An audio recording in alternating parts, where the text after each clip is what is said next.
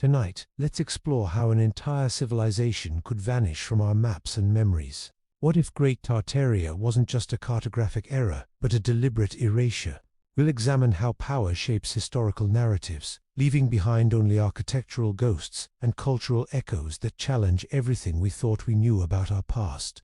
Imagine opening a 17th century atlas, your fingers traced across vellum or thick paper, following the carefully inked coastlines of continents, both familiar and strange. There, spanning the entire northern portion of Asia, you find it labeled clearly, Great Tartaria. This isn't a one-off anomaly from an obscure mapmaker. For centuries, this vast empire appeared with remarkable consistency on maps produced by the leading European powers. French cartographers from Paris, British mapmakers in London, and Dutch publishers in Amsterdam depicted this same enormous territory. Their atlases, intended for merchants, diplomats, and scholars, showed a region of consequential size and political importance. This was not a vague, speculative landmass like the mythical Terra Australis, sketched in with hopeful dotted lines on the edges of the known world. These were precise documents. Before we start our journey tonight, please get comfortable, close your eyes, and let your mind wander. If you like these calming stories from the past, please take a moment to subscribe to Dreamtime History for Sleep and hit the bell icon. That way, you'll never miss a new story, and we can make a peaceful place for you to sleep at night. The maps detail a land of substance. They chart rivers winding through its interior, giving them names and tracing their courses to the sea. They mark cities with small illustrations of buildings and towers, suggesting populated centers of commerce and administration. They even draw political boundaries within Tartaria itself, hinting at internal provinces or tributary states. The empire consistently stretches from the Caspian Sea in the west all the way to the Pacific Ocean in the east, a swath of territory encompassing millions of square miles. This cartographic evidence presents a coherent picture accepted across national and linguistic divides for generations. The consensus was real and documented. Yet if you open a modern history textbook, you will find no chapter devoted to this empire. Its existence has been scrubbed from the mainstream narrative. There is no mention of its rulers, its wars, its trade, or its culture. It has been reduced to a cartographic curiosity, a collective mistake by dozens of the world's most skilled geographers. What if the maps were right? What if this erasure wasn't the result of new geographical discoveries proving the old maps wrong, but something far more deliberate? Consider the possibility that an entire civilization didn't vanish through conquest or natural disaster, but through the careful, systematic removal of its records from the accepted archive of human history. The maps remain as stubborn evidence, whispering a different story from the pages of our history books. They challenge us to question what else might be missing, what other truths lie hidden in plain sight on forgotten charts, waiting for someone to notice the empty spaces where a civilization used to be. What becomes clear when you track Tartaria's disappearance is the coordinated nature of its removal. This vanishing act coincides precisely with the political reshaping of Europe and Asia during the 18th and 19th centuries, a period when modern nation-states were aggressively defining their borders, their histories, and their enemies. The rise of these new political entities required clean, simplified origin story narratives that often had no room for vast, complicated empires that didn't fit the emerging world order. Historical accounts from European travelers, diplomats, and scholars that once regularly described Tartaria suddenly fall silent. Where earlier journals spoke of Tartar emissaries, trade routes, and cities, later editions of the same works show curious omissions. References are scrubbed, passages rewritten, and entire chapters disappear between printings. It's not a gradual fading from memory. It's a sharp, noticeable break in the record, as if a decision was made and systematically implemented. Encyclopedias offer some of the most telling evidence. Early editions, such as those published in the first half of the 18th century, contain entries for Great Tartaria, detailing its geography, peoples, and political structure. In subsequent editions, these entries are either heavily reduced, stripped of substantive content, or removed altogether. The information doesn't evolve or get corrected, it gets erased. Similarly, diplomatic archives that should contain letters, treaties, or reports mentioning Tartaria show gaps. Official correspondence referencing ambassadors from Tartarian courts or trade agreements with its merchants is conspicuously absent or catalogued under different, misleading headings. This pattern of removal wasn't haphazard. It suggests coordination among the intellectual and political centers of Europe, particularly in Russia, Britain, France, and the Netherlands. These were the very powers expanding into regions once labeled as Tartarian territory. The timing and uniformity of the erasure mirror earlier historical revisions, such as those during the religious wars, when controlling the narrative was seen as essential to maintaining power. In the case of Tartaria, the cleansing of records appears most thorough in Russian and Western European sources, the nations with the most to gain from its disappearance from history. How does an empire documented on hundreds of maps across multiple centuries vanish so completely from the written record without a trace of explanation? The silence is not accidental. It is the sound of history being edited. Meanwhile, the stones themselves tell another story. Across the landscapes that were once labeled Tartaria, architectural evidence remains silent, physical testimony that contradicts the official narrative and suggests a sophisticated, interconnected civilization that written history has tried to forget. You might notice strange similarities across what we consider unrelated cultures and regions. From Western Europe to the farthest reaches of Siberia, grand buildings share distinctive architectural features that challenge conventional historical narratives. These structures do conform to the isolated development stories we've been taught. These suggest connections that official histories cannot explain. Consider the star forts that appear with geometric precision across continents. These massive fortifications feature the same complex bastion designs, the same mathematical calculations of angles and sight lines, appearing in locations thousands of miles apart. You find them in France, then again in Russia, then in remote regions of Central Asia, displaying engineering knowledge that supposedly didn't exist in these areas at the time of their construction. The uniformity suggests not isolated innovation, but shared technical knowledge. Ornate spires and distinctive cupolas present another pattern.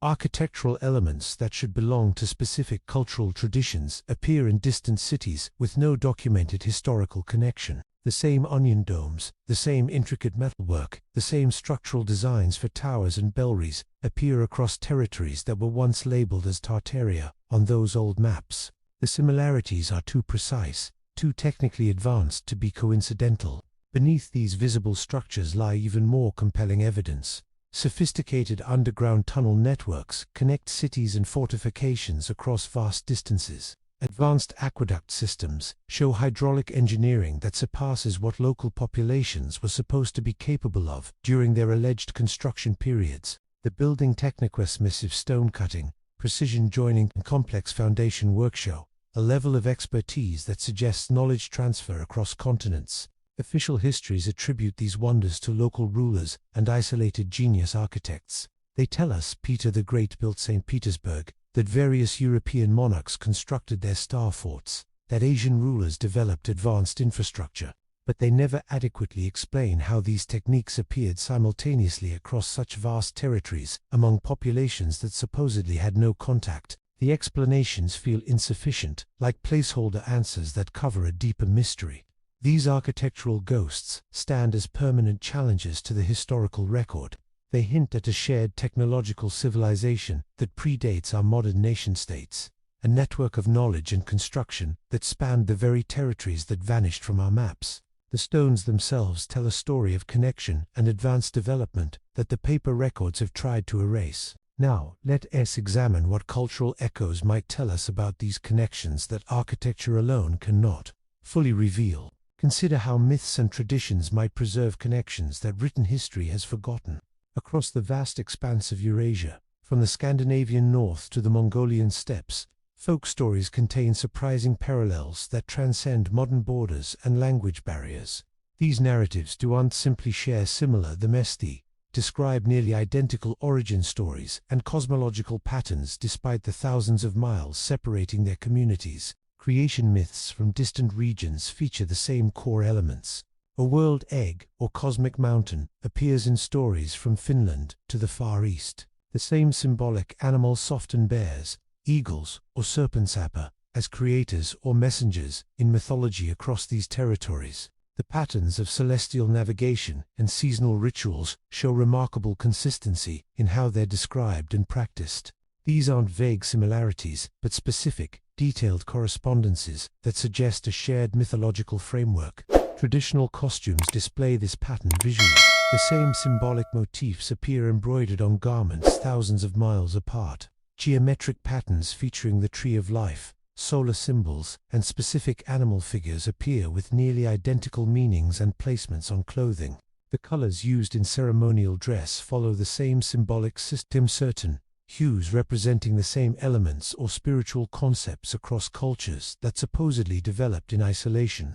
The precision of these patterns suggests more than coincidence or parallel development. Musical traditions reveal another layer of connection. The same pentatonic scales appear in folk music, from the British Isles to Siberia.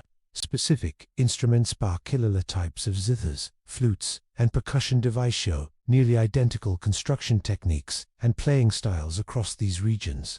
The musical modes used for ceremonial purposes share structural characteristics that musicologists cannot easily explain through independent invention or later cultural exchange. Linguistic patterns add further evidence. Despite surface differences in modern languages, deep structural similarities suggest a common root language. Grammatical features, syntax patterns, and core vocabulary show unexpected parallels across language families that are supposed to be unrelated. Place names and geographical terms often share common roots across vast distances, suggesting they originated from a shared naming system before modern languages differentiated. These cultural echoes align precisely with the geographic scope shown on those old Tartarian maps. The regions showing these similarities correspond almost exactly to the territories once labeled as part of that vast empire. The consistency is too patterned, too geographically specific, to dismiss as random coincidence. The cultural evidence suggests a unified civilization that predates our modern nation-states. These patterns point toward a shared cultural framework that was somehow fragmented or overwritten. The stories, the clothing, the music, and the language structures all tell the same story, one of connection rather than isolation. What becomes clear is the need to re-examine our historical assumptions about how cultures developed in isolation. The evidence suggests we need to consider the possibility of a widespread cultural continuum that has been obscured by later political divisions and historical narratives. These cultural echoes persist despite centuries of separation, reminding us that some connections cannot be fully erased. Now let's examine how historical truth becomes official truth and why some stories survive while others vanish. The creation of modern nation-states during the 18th and 19th centuries required more than just armies and borders. They needed founding myths, clean origin stories that justified their existence and territorial claims. These new narratives couldn't accommodate complicated pre-existing civilizations that didn't fit the emerging political order. Existing cultures, empires, and historical realities that conflicted with these state-building projects faced systematic erasure. Imperial powers routinely absorbed smaller cultures into their historical myths, repurposing their achievements while suppressing their independent identities. Archaeological findings that challenged official narratives were sometimes ignored, misattributed, or actively suppressed. If they contradicted the preferred historical timeline, excavations that revealed advanced technologies or cultural connections that didn't align with nationalist stories were often dismissed as anomalies or attributed to outside influences rather than local development. Educational systems became powerful tools for embedding these simplified histories. School textbooks taught generations of children carefully curated narratives that served specific political purposes, emphasizing certain events while omitting others. The history taught in classrooms reinforced national identity at the expense of historical complexity, creating citizens who understood their past through a particular ideological lens. This educational shaping ensured that alternative narratives remained outside mainstream awareness. The disappearance of Tartaria from historical records coincides precisely with Russian imperial expansion eastward. As Russia consolidated control over Siberian territories, the existence of a prior sophisticated civilization in those regions complicated their narrative of bringing civilization to barren lands. Similar patterns occurred during colonial expansion across Africa, the Americas, and Asia, where European powers systematically dismissed or destroyed evidence of advanced pre-existing cultures to justify their colonial projects as bringing enlightenment to backward peoples. This demonstrates how power fundamentally shapes historical transmission. The stories that survive are often those that serve the interests of the powerful, while contradictory narratives face suppression, distortion, or complete erasure. History becomes not just what happened, but what those in control decide should be remembered. The process is rarely overt censorship, but rather a subtle shaping through academic consensus, educational priorities, and archival management. Imagine what other civilizations might have suffered similar fates: cultures that developed advanced technologies, maintained extensive trade networks, or built impressive architectures only to have their achievements attributed to others or erased entirely from the record. The pattern suggests that our understanding of human history is likely filled with similar gaps, missing chapters where whole societies were written out of existence because they did unserve the narrative needs of emerging powers. Their absence from our history books doesn't prove they never existed, only proves they were inconvenient to remember. What becomes clear is that historical truth is often the first casualty of empire building. The creation of national identities required the destruction of competing historical narratives, and Tartaria represents just one example of how this process operated across continents and centuries. The silence in our archives speaks as loudly as the documents they contain, telling us not just about what was preserved, but about what was deemed necessary to forget. What if cartography itself became a tool of historical revision rather than a discipline of objective geography? Consider that mapmakers rarely worked as independent scholars pursuing pure knowledge. They operated under royal patronage, state sponsorship, and commercial pressure.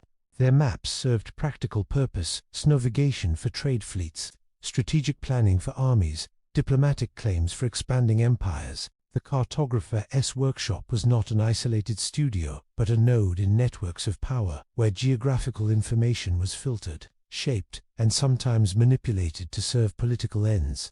The sudden uniformity in removing Tartaria from maps during the 18th century suggests coordination rather than coincidence. Geographical societies and royal academies exchanged information through formal correspondence and published journals, creating systems for standardizing geographical knowledge. While sharing discoveries, these institutions also established filters guiding what information was credible, what territories were recognized, and what names would appear on official maps. The process wasn't necessarily malicious conspiracy, but institutional consensus that served geopolitical interests. Map publishers faced commercial and political pressure to conform to emerging political boundaries. Producing maps that contradicted official claims could result in lost patronage, censorship, or legal consequences. As nation-states solidified their borders, cartographers adjusted their maps to reflect the new reality, the desired reality. Their sponsors, maps that showed alternative political arrangements, like the vast territory of Tartaria, became commercially unviable and politically inconvenient.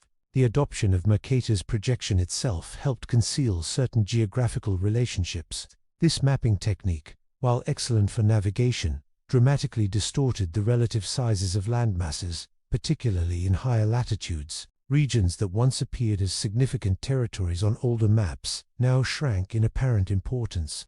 The projections subtly reinforced a Eurocentric view of the world, while minimizing the scale and significance of northern Asian territories. Cartographic errors typically appear as isolated mistakes or speculative Philophantom islands, misdrawn coastlines, exaggerated mountain ranges. The disappearance of Tartaria displays a different pattern: systematic removal across multiple map-making traditions simultaneously. French, Dutch, British, and German cartographers carpets, in both commerce and colonialism, reached consensus about erasing this specific territory from their maps during the same period.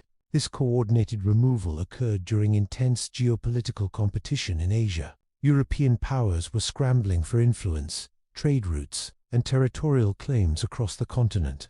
Russia was expanding eastward, Britain consolidating control in India, and other nations seeking footholds in East Asia. Acknowledging a sophisticated existing civilization in these contested regions would complicate expansionist narratives and diplomatic claims. The empty spaces on newly drawn maps created geopolitical opportunities. This pattern suggests that maps can serve as weapons of historical manipulation. They don't just record geographically shaped political reality, reinforce ideological narratives, and create visual justifications for expansion. The cartographic erasure of Tartaria represents one of the most comprehensive examples of how geographical knowledge can be weaponized to serve state interests. Now consider what other cartographic mysteries might exist in missing territories, altered coastlines, or renamed regions that might reveal similar patterns of historical manipulation. The map drawer S pen has always been as powerful as the swordsman S blade in shaping our understanding of the world. You might notice how certain historical figures become curiously silent when their later writings are compared to their earlier accounts. Explorers, diplomats, and scholars who traveled through the regions once labeled as Tartaria left behind initial records filled with detailed observations. Their first editions describe sophisticated cities with organized street plans, advanced irrigation systems, and populations engaged in complex trade networks. They wrote of encountering administrators, scholars, and craftspeople whose technological and cultural achievements matched or exceeded those of European centers. Subsequent editions of these same works show careful revision. Descriptions of advanced urban centers are replaced with accounts of primitive settlements. Mentions of organized governments and diplomatic exchanges are removed entirely. The revisions are not merely stylistic improvements, they systematically downgrade the level of civilization described, making the regions appear backward and undeveloped. The alterations are too consistent, too focused on eliminating specific types of information to be accidental editing. Private correspondence between scholars reveals awareness of this disappearing act. Letters exchanged between historians and geographers show them noting the strange absence of Tartaria from newly published maps and encyclopedias. Some expressed frustration at being unable to find references they knew existed in earlier works. Others discussed the difficulty of obtaining certain archival materials that had been recently reclassified or restricted. These private communications form a secondary record of the erasure, documenting the process as it occurred among the very people who should have been preserving the knowledge. A handful of historians attempted to resist this trend. Their personal papers contain marginal notes questioning the revisions, comparing different editions of texts to highlight the omissions. Some maintained private archives of the original documents, preserving the forbidden knowledge in hidden collections. Their unpublished manuscripts and personal journals revealed the pressure they faced to conform to the emerging narrative, with some describing direct instructions to alter their research findings or avoid certain topics entirely. These silent witnesses, revised texts, the concerned letters, the hidden marginalia, collectively prove the deliberate nature of the erasure. The pattern is not one of natural forgetting or scholarly consensus evolving through new evidence. It shows coordination and intention, a systematic effort to remove a civilization from history. The very people who should have been guardians of historical truth became, sometimes unwillingly, participants in its distortion. Their struggle reveals the mechanics of historical manipulation. It shows how truth can be altered, not through dramatic acts of destruction, but through careful, persistent editing of the record. The process required the cooperation of scholars, the compliance of publishers, and the silence of institutions that should have protected knowledge. The evidence of their resistance, fragmentary and hidden though it may be, provides the most compelling proof that something significant was deliberately removed from our historical consciousness. Meanwhile, the architectural evidence continues to challenge official histories, standing as permanent monuments that contradict the revised narratives. The stones and structures remain, waiting for someone to notice that the written record doesn't match the physical evidence. The silent witnesses in the archives and the silent witness of the architecture tell the same story, one that challenges everything we think we know about the past. Consider how building styles might reveal connections that written records have tried to conceal. Certain architectural techniques appear across continents with a consistency that defies conventional historical timelines. These construction methods require sophisticated knowledge transfer that simply isn't documented in any surviving historical texts, suggesting a shared technological tradition that predates our current understanding. Masonry marks tell one part of this story. The same precise symbols, specific geometric shapes, animal figures, and directional indicators, carved into stone blocks from European cathedrals to Siberian fortresses to Far Eastern temples. These aren't random decorations but coded communications between builders, technical symbols that conveyed meaning across language barriers. Their identical appearance across thousands of miles indicates standardized building practices maintained by craftsmen who shared a common technical language. Construction methods for domes and arches show another pattern of connection. The same techniques for calculating curvature, distributing weight, and preventing structural failure appear in buildings separated by vast distances. The mathematics behind these structures, the precise ratios and geometric principles, suggest engineering knowledge that was transferred rather than independently invented multiple times. The sophistication of these techniques exceeds what local populations were supposed to possess, according to official historical records. Urban planning reveals even broader connections. Cities, thousands of miles apart, share identical organizational principles, same geometric street layouts, the same orientation to celestial events, the same zoning of ceremonial, commercial, and residential areas. The planning demonstrates advanced understanding of hydraulics, sanitation, and population management that shouldn't exist in isolated cultures developing independently. The materials used in these structures indicate extensive trade networks that don't appear in historical records. Specific types of stone, timber, and metal appear in construction sites far from their natural sources. The transportation of these materials across continents requires organized logistics and established trade routes that official history doesn't acknowledge. The consistency of materials suggests standardized specifications and quality control that would require communication between distant building projects. Restoration efforts often uncover older structures beneath modern buildings. When centuries-old buildings undergo careful renovation, workers frequently find even older foundations, better craftsmanship, and more advanced engineering hidden beneath later additions. These subsurface structures often show the same technical sophistication and symbolic patterns as buildings across other continents, suggesting they're part of the same architectural tradition. These architectural ghosts hint at a unified civilization with advanced technical knowledge. The buildings stand as permanent challenges to the historical narrative, their very stones contradicting the story of isolated cultural development.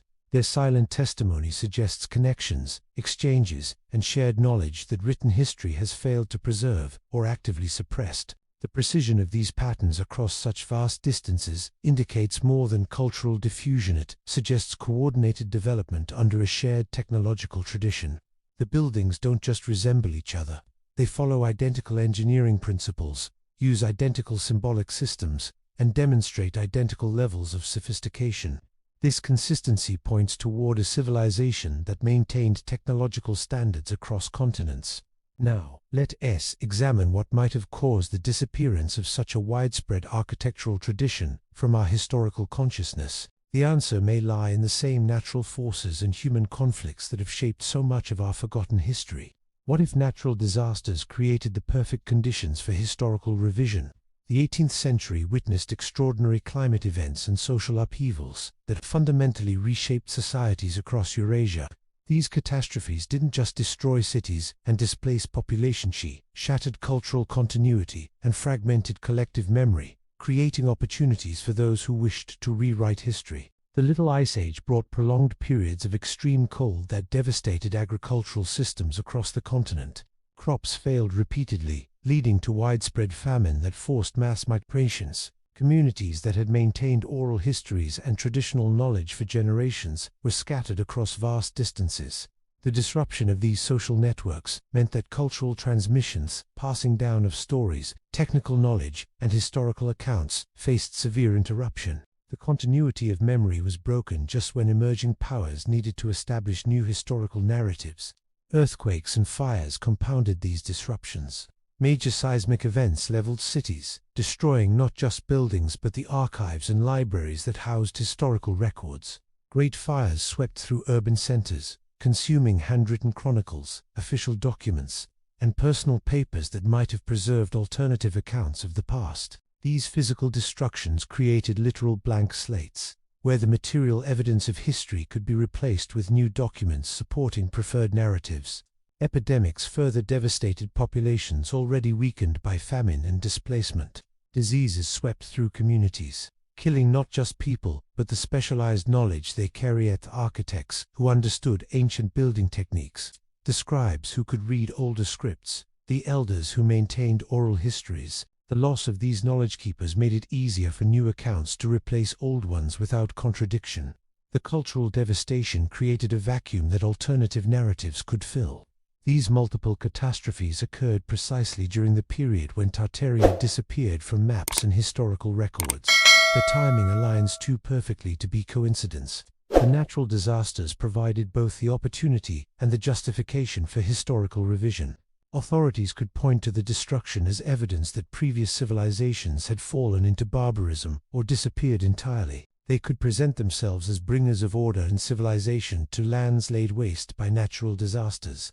The pattern shows how natural disasters can facilitate historical manipulation. When earthquakes level cities, fires consume archives, and epidemics decimate populations, the physical and human evidence that might challenge new narratives is literally erased from existence. The catastrophes create conditions where history can be rewritten with minimal resistance from those who might remember alternative truths. Meanwhile, emerging power structures filled these historical gaps with narratives that served their expansionist ambitions.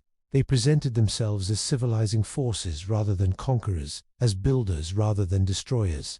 The natural disasters provided the perfect cover for the systematic removal of a civilization from historical consciousness. The earthquakes and famines became not just tragedies but tools for reshaping how future generations would understand their past. The cataclysm theory suggests that historical truth is most vulnerable when societies face existential threats. In the chaos following disaster, the stories that survive are often those told by the powerful accounts that serve political purposes rather than preserve complex realities. The natural world, in its violent transformations, can become an unwitting accomplice in the manipulation of human history. Now, let's examine how information control operates across centuries. The development of modern academia in the 19th century created new gatekeepers, who determined what constituted legitimate historical knowledge. Historical research became increasingly subject to funding constraints and political pressure, shaping which narratives received institutional support and which faced systematic marginalization.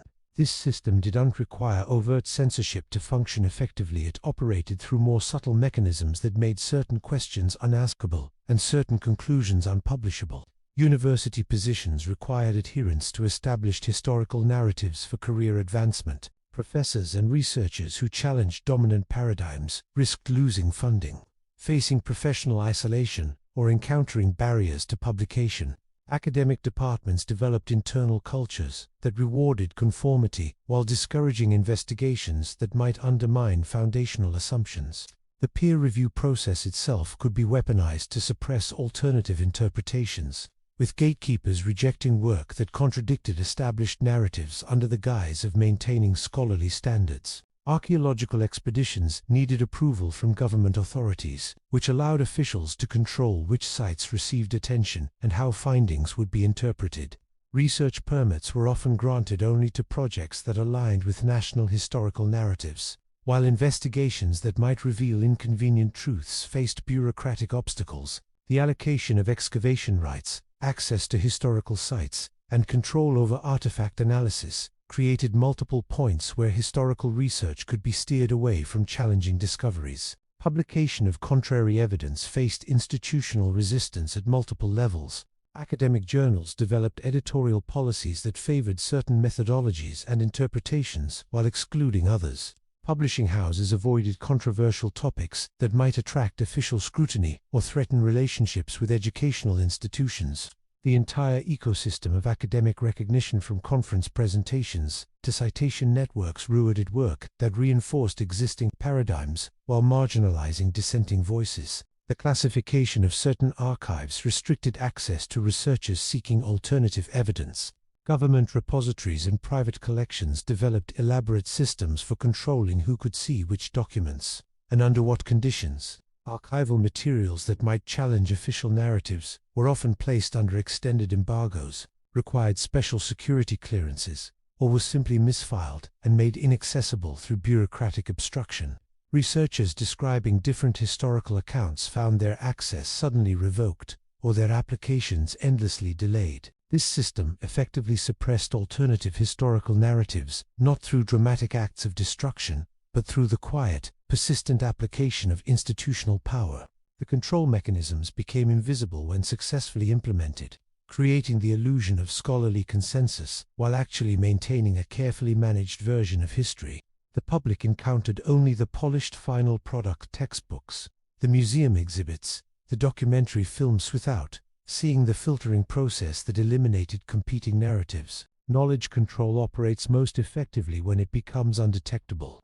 The successful suppression of alternative historical narratives creates the appearance of natural consensus, making the manipulated version of history seem like objective truth. The very invisibility of the control mechanism becomes proof of its effectiveness, as researchers and the public alike accept the available evidence as complete rather than curated. Imagine what other historical truths might be hidden this way: entire civilizations, technological advancements, or cultural connections that challenged emerging power structures and were therefore erased from the lexical scope of historical inquiry. The silence in our historical record may represent not absence of evidence, but evidence of absenthe, deliberate creation, of gaps where inconvenient truths once resided. What if historical manipulation affects not just our understanding of the past, but our very sense of self? Historical narratives shape how communities understand their origins and values, providing the foundation for cultural identity and social cohesion. These stories become the framework through which we interpret our place in the world, connecting us to previous generations and providing continuity across time.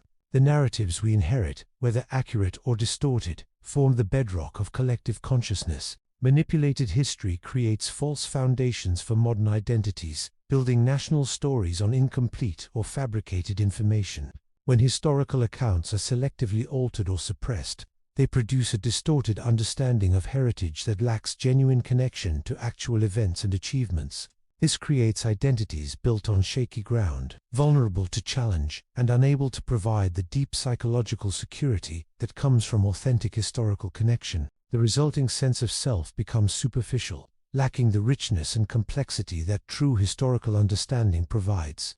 National identities constructed this way lack deep roots, making them susceptible to external pressure and internal conflict. Without genuine historical foundation, these identities require constant reinforcement through propaganda and myth-making. They cannot withstand critical examination or accommodate contradictory evidence, creating fragile social structures that may fracture under stress. The absence of authentic historical connection leaves communities psychologically adrift, searching for meaning in manufactured narratives that cannot truly satisfy. Cultural connections that could heal modern divisions remain forgotten when historical manipulation severs these links. Societies lose the opportunity to recognize shared heritage and common experiences across artificial boundaries. The suppression of these connections perpetuates alienation between groups that might otherwise find common ground through understanding their intertwined histories. This deliberate separation prevents reconciliation and maintains artificial divisions that serve political interests rather than human connection. The loss of ancient knowledge hinders technological and social development by depriving societies of their full intellectual inheritance. When historical manipulation erases entire fields of knowledge or technological achievements, each generation must reinvent what previous civilizations already mastered. This deliberate forgetting creates unnecessary obstacles to progress and limits human potential by severing connections to past innovations and solutions. The cumulative effect across centuries represents an incalculable loss to human development. People feel disconnected from their true historical foundations, experiencing a sense of rootlessness that affects psychological well-being. This disconnection creates individuals who lack the security that comes from understanding one's place in a historical continuum. The resulting psychological fragmentation manifests as cultural anxiety, identity confusion, and difficulty forming meaningful connections to community and tradition. This alienation from the past creates present-day psychological distress that often goes unrecognized as historically rooted.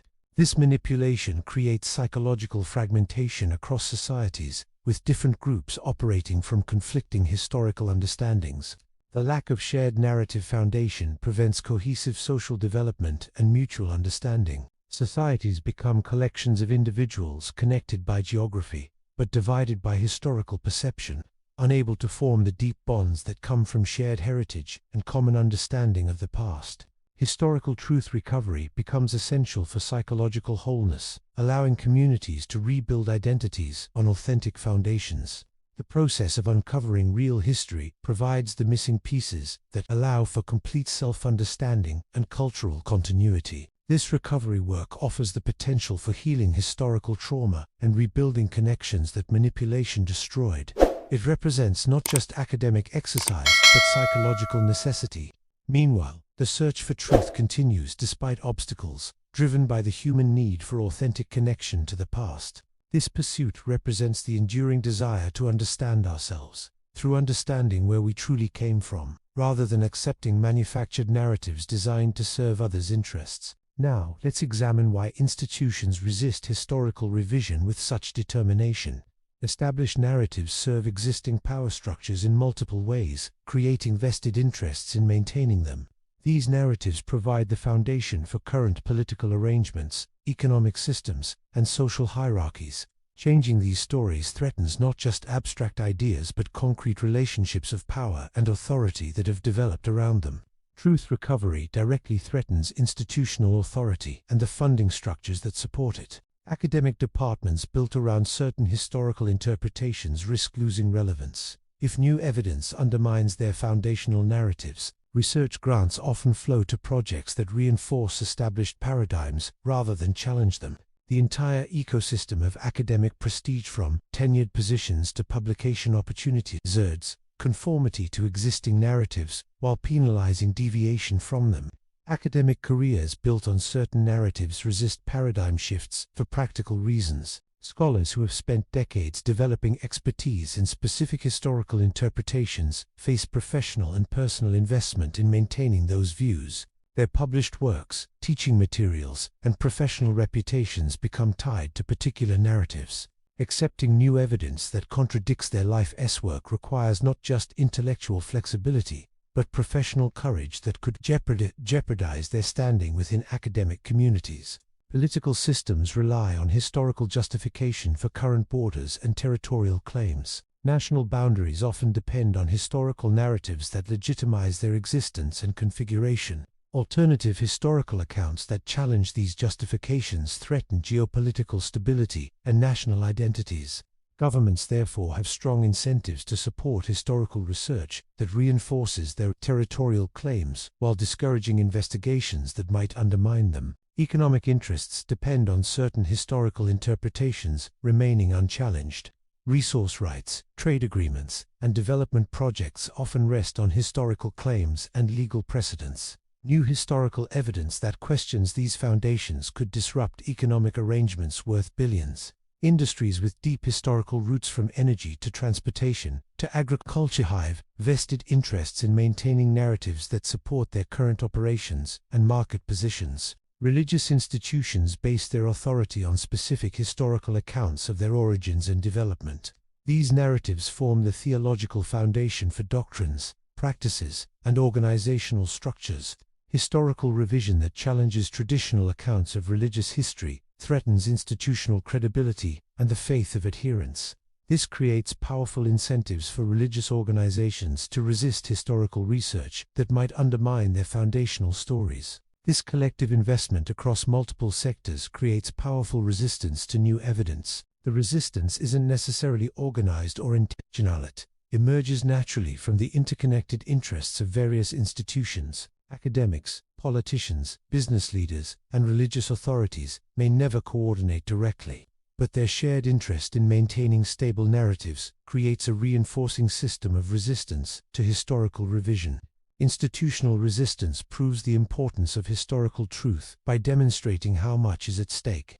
The strength of the opposition reveals the significance of what might be discovered. If these narratives were insignificant or easily replaceable, institutions wouldn't invest so much energy in defending them.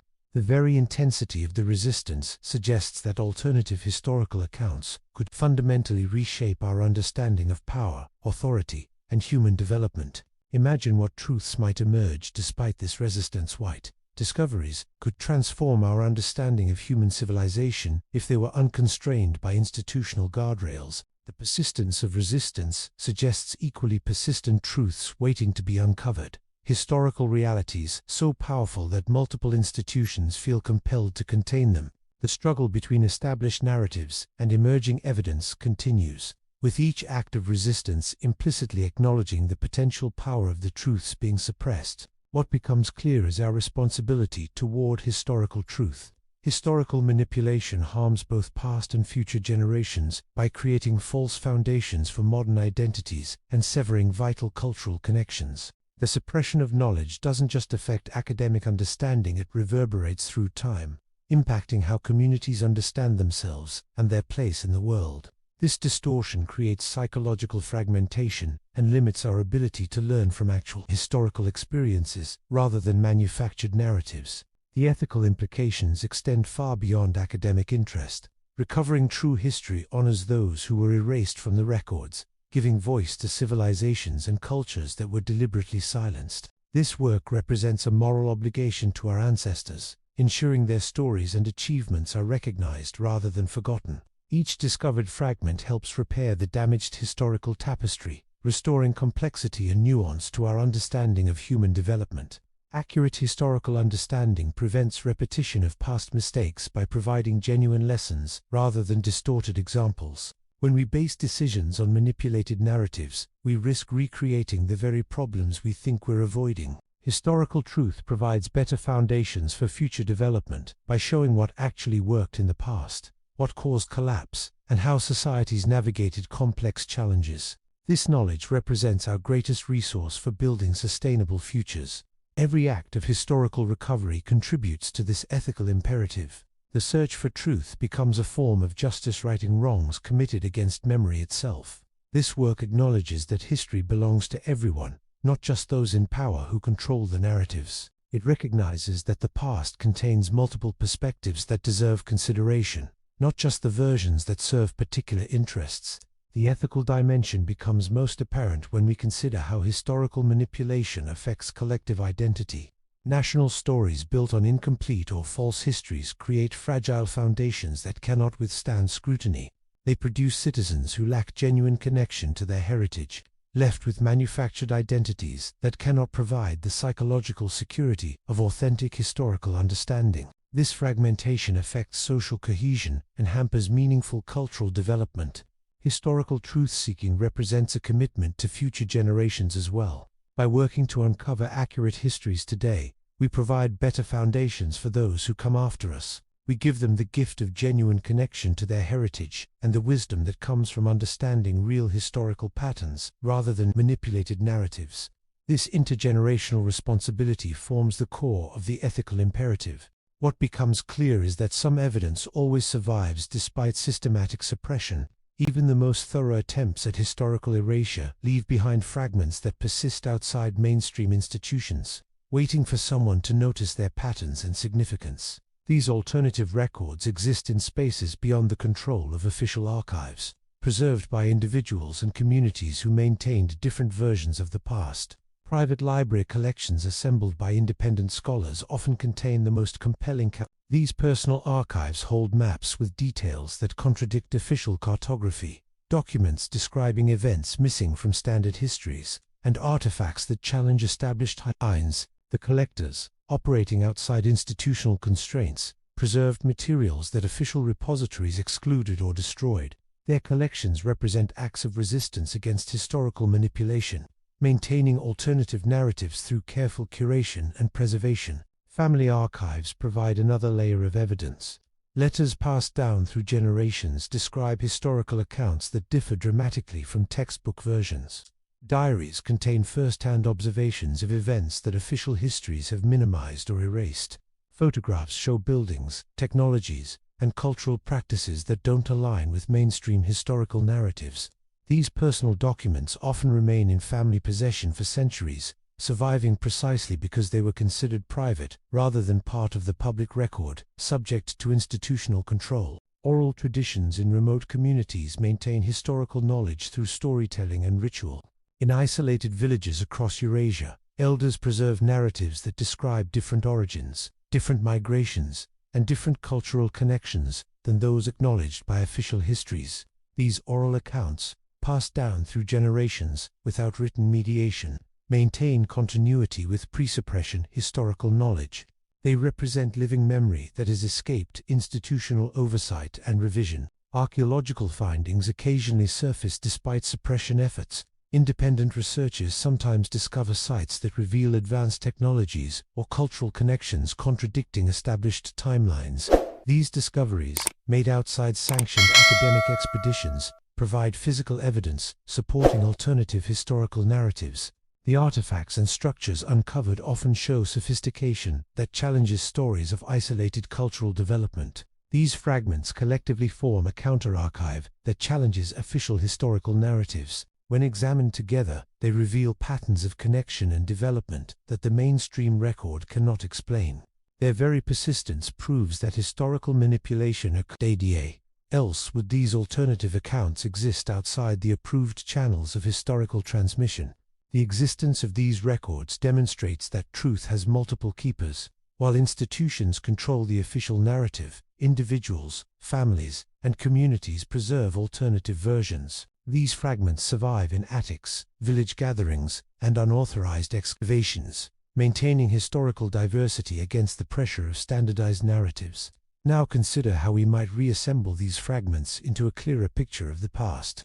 The process requires patience and attention to patterns across different types of evidence. It means listening to oral traditions while examining family letters, comparing private maps with archaeological findings, and looking for connections across these disparate sources. Each fragment alone might seem insignificant, but together they form a web of evidence that challenges what we've been taught about history.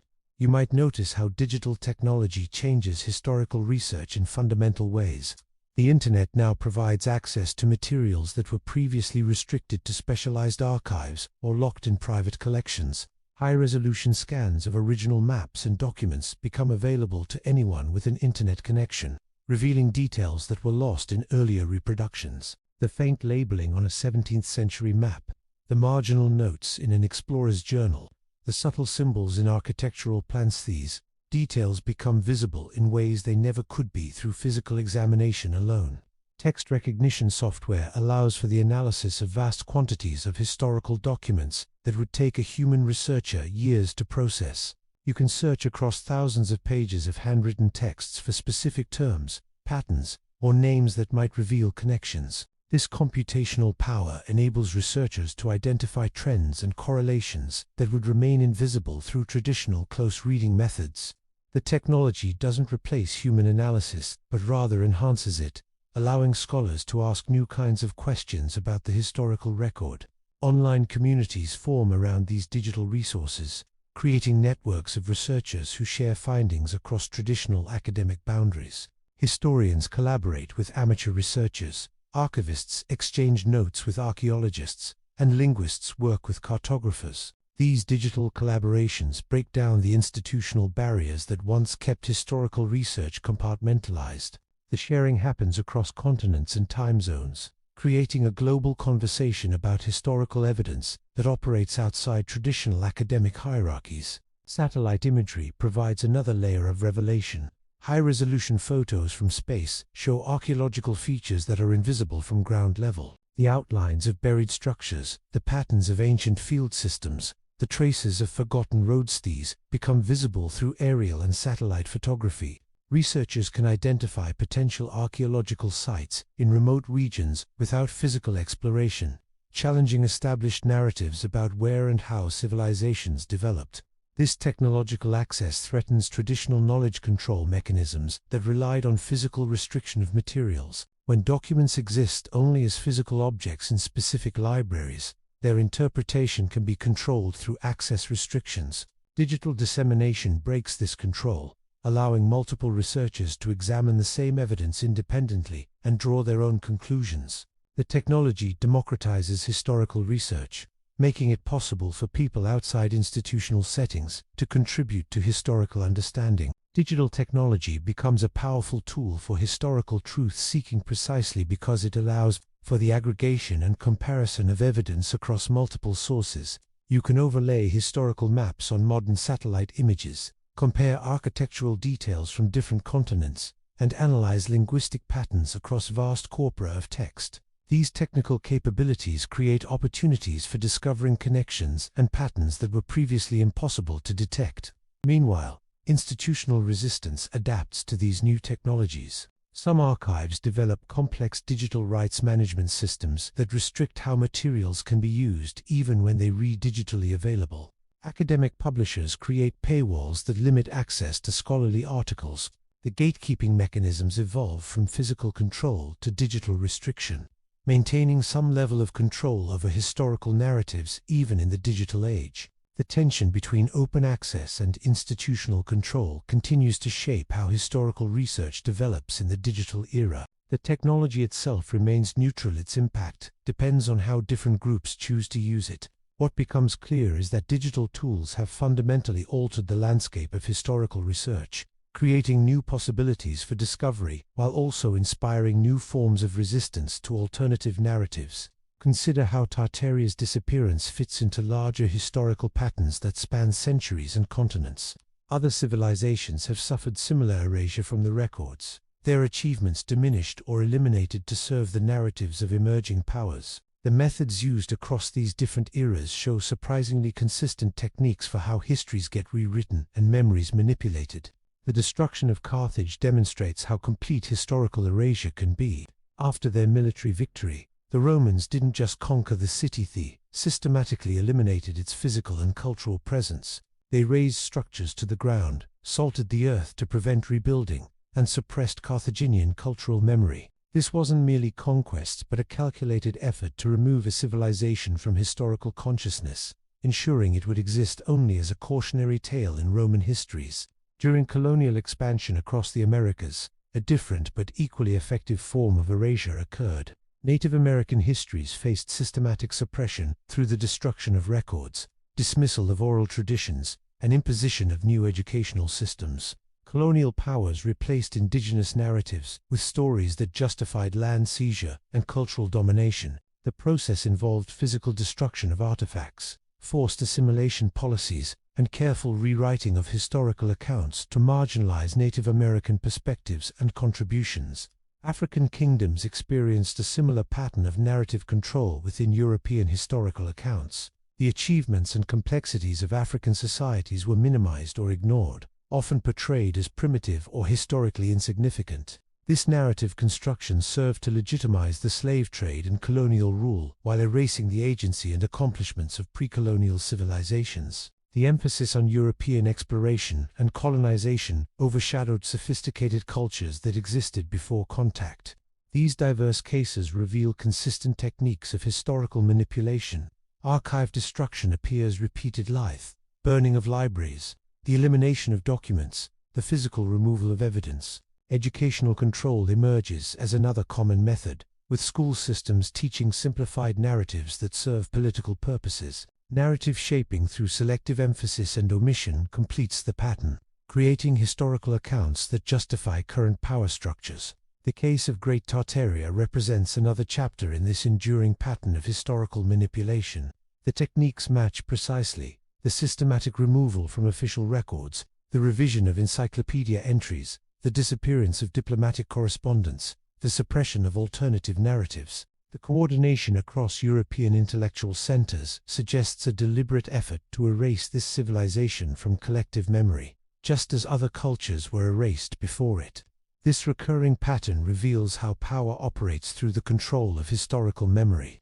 The ability to shape the narrative of the past allows dominant groups to maintain authority, justify actions, and suppress dissent. By erasing or distorting historical accounts, those in power create foundations for present-day perceptions that serve their interests. The disappearance of Tartaria, like these other cases, shows that history is often what the powerful decide should be remembered. Now let's examine what this pattern means for our understanding of history itself. If multiple civilizations across different eras have faced similar erasure, we must question how many other gaps exist in our historical knowledge.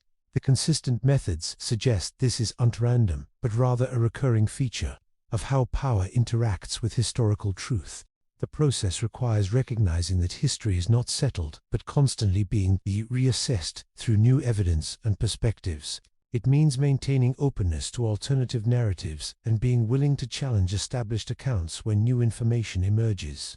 This flexibility represents intellectual honesty applied to historical understanding, acknowledging that our knowledge of the past evolves as we discover new fragments and re-examine old assumptions. Now consider how we can participate in this recovery process in our own engagement with history, bringing thoughtful attention to the narratives we encounter and the evidence that supports them. You might notice how discovering historical manipulation changes your personal worldview in fundamental ways. The realization that what you've been taught contains deliberate omissions or distortions creates both discomfort and a strange sense of empowerment. This awareness begins subtly perhaps, with finding contradictory evidence in old documents or noticing architectural patterns that don't align with official historicist. Thing grows into a deeper questioning of established narratives across multiple domains. Learning about historical erasure makes you question other accepted stories beyond the specific case you're investigating. You start noticing similar patterns in how current events get reported, how scientific consensus gets presented, how cultural achievements get attributed. The awareness that history is malleable can be unsettling, because it undermines the stability of knowledge you've always taken for granted. You begin viewing all information through a more critical lens, recognizing that narratives often serve purposes beyond simple truth-telling. Yet this realization also empowers you to seek truth independently, rather than accepting institutional accounts without examination. You develop the confidence to consult primary sources, compare contradictory accounts, and follow evidence where it leads, rather than where authorities direct. Personal historical research transforms from passive consumption into an active journey of discovery, where each find carries personal significance. The process becomes less about memorizing facts and more about developing investigative skills and critical thinking. Each uncovered fact contributes to larger truth recovery efforts, creating connections across time and between researchers. Your individual discoveries join a growing body of alternative evidence that collectively challenges mainstream narratives. The personal satisfaction of finding a suppressed document or recognizing a pattern others missed becomes part of a broader movement toward historical accuracy. Your work, however small, adds to the weight of evidence that cannot be easily dismissed. Personal engagement with history transforms your understanding of both past and present. You begin seeing contemporary information campaigns, political narratives, and cultural stories as part of the same pattern of knowledge control that shaped historical accounts. This perspective allows you to navigate modern information landscapes with greater discernment, recognizing how power continues to shape what gets remembered and what gets forgotten. The historical research skills you develop become tools for understanding current events. Meanwhile, collective efforts amplify individual discoveries through online communities and research networks. Your findings get compared with others' work, creating connections across geographical and temporal boundaries. The digital age enables this collaborative truth-seeking, allowing researchers to share scans of documents, compare architectural photographs, and analyze linguistic patterns across continents. This collective dimension transforms personal curiosity into shared historical recovery. The journey changes how you perceive your own place in history as well. You recognize that you not just studying the past, but participating in its ongoing creation through what you choose to investigate, preserve, and share. This awareness brings responsibility but also profound connection to both ancestors and future generations. You become part of the chain of memory keepers, ensuring that suppressed truths eventually surface despite institutional resistance. The personal becomes historical through this committed engagement with evidence and truth. Consider how digital communities accelerate historical rediscovery by creating networks that transcend traditional academic boundaries. Online platforms enable collaborative historical research on a scale never before possible, connecting researchers across continents and time zones. These digital spaces become virtual workshops where amateur historians, professional scholars, and curious individuals can share findings, compare notes, and collectively analyze evidence. The process breaks down the institutional barriers that once kept historical research confined to universities and official archives, creating a more democratic approach to uncovering the past. This collective effort fundamentally challenges traditional academic gatekeeping that historically controlled which narratives received attention and validation. Researchers now share discoveries across international boundaries without waiting for journal publication or conference approval. A finding made in Moscow can be examined within hours by researchers in Buenos Aires, Tokyo, and Cape Town. This rapid exchange allows for immediate verification, additional context from different regional perspectives, and the identification of patterns that might be invisible to researchers working in isolation. Crowdsourced analysis reveals connections and details that individual researchers might miss. When hundreds of people examine the same historical document or architectural feature, they bring diverse expertise and perspectives to the task. A linguist might notice phonetic patterns in place names, while an architect recognizes construction techniques, and a historian identifies political context. This multidisciplinary approach creates a more comprehensive understanding than any single expert could achieve alone.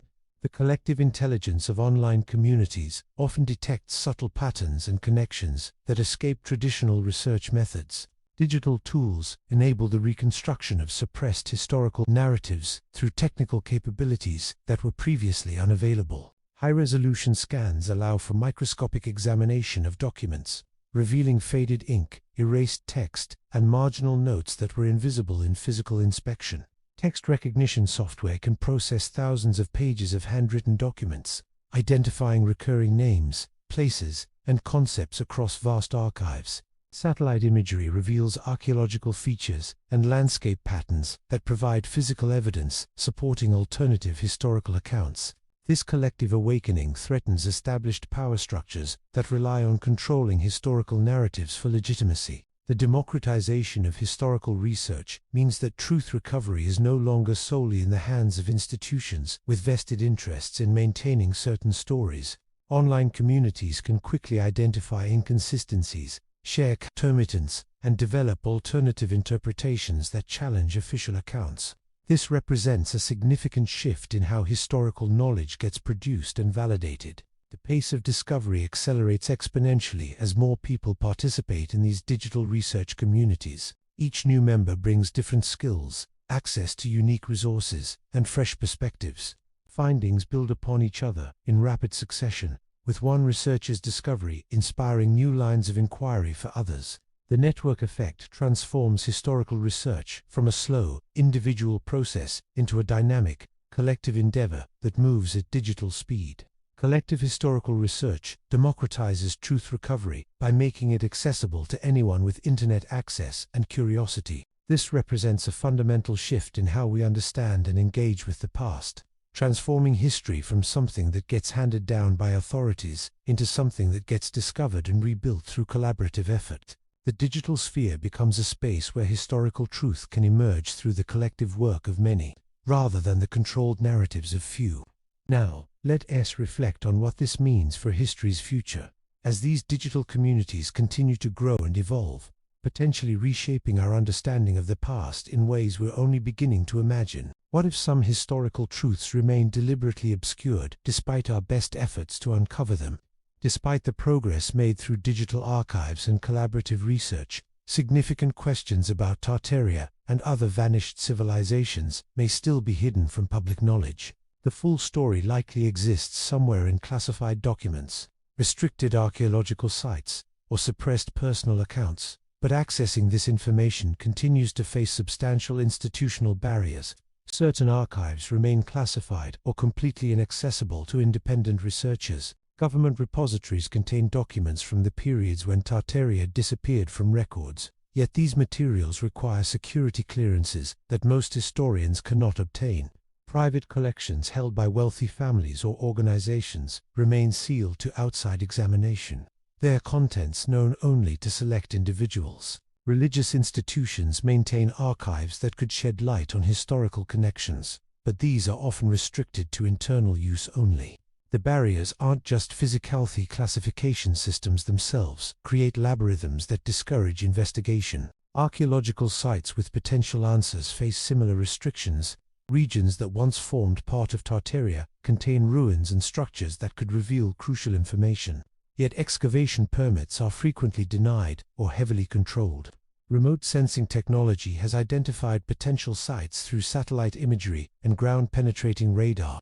but physical access remains limited by governmental regulations and bureaucratic obstacles. The sites that do receive attention often undergo controlled excavations, where findings are filtered through institutional preferences before reaching public awareness. Powerful interests continue to suppress historical information that might challenge established narratives.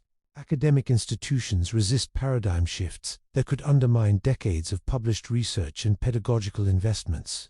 Political entities maintain control over historical narratives that justify current borders and power structures. Economic interests protect stories that legitimize resource claims and development projects. This collective resistance creates a formidable barrier to complete historical understanding, ensuring that certain truths remain marginalized or suppressed. The complete story may require further technological advances to fully uncover.